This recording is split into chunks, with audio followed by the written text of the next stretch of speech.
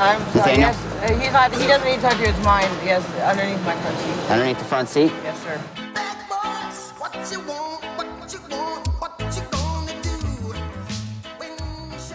Nick and I were just on routine patrol.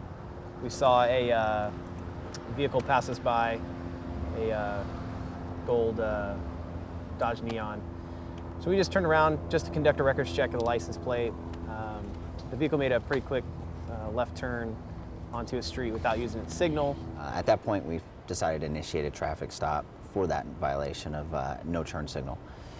Contacted the driver and contacted the passenger. Records check showed that the passenger was on probation and she had narcotics history. In the area that we're in is pretty commonplace for us to contact subjects who have narcotics on them or paraphernalia. So contacting her, we pulled her out of the car, did a search of her, a probation search, went through her purse, and she ended up having some narcotic baggies in her purse.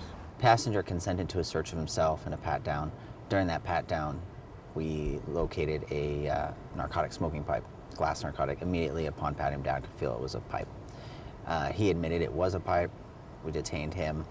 So the two of them together, you know, we were watching them while they were sitting there being detained. They were just there on the sidewalk, and I was watching them. They were, you know, real close together, kind of loving on each other and just expressing a lot of affection for one another. And you could tell that they both felt like they were going to be in some pretty serious trouble, and somebody was definitely going to be going to jail. The driver, who we'd had remove his shoes in an effort to find maybe some narcotics he'd had hidden on himself, his toes just were going a million miles an hour. It was almost like he could play the piano with his toes. It was incredible. In my experience, you know, I've contacted guys that have been on probation or been in possession of narcotics, and oftentimes they'll keep methamphetamine or other narcotics hidden in their socks or inside their shoes or in their shoe soles.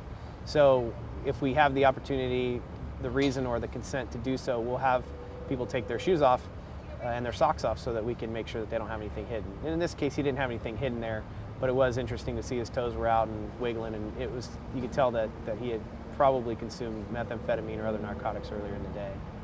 Now I'm gonna actually really be honest. Was it your pipe in his pocket? Yes, sir. Okay, so you put the pipe in his pocket? No, I didn't put it in his pocket. No, I did not put it in his pocket. He was holding it for me because I was swimming. Okay, so Yeah, you had it with you, and then you went swimming, so you're like, here, hold this. It's in his pocket. I don't want him to take something that... You know, we talked to him, we talked to the passenger.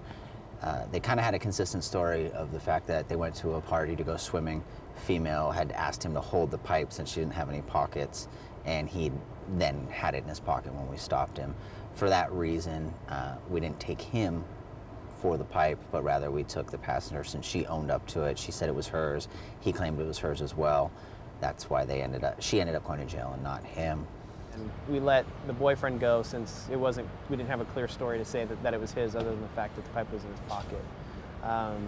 But you know, he was expressing that she was the one who had the greater drug problem, and he was feeling like he wants to help her out in the future, because he could tell that obviously she's getting in trouble for the drugs, and it needs to stop, and he was going to do what it takes to help her and get back on the right track without doing drugs. So she has a job, she's working, and he's doing the same thing, and they just don't need to be going in and out of jail like this.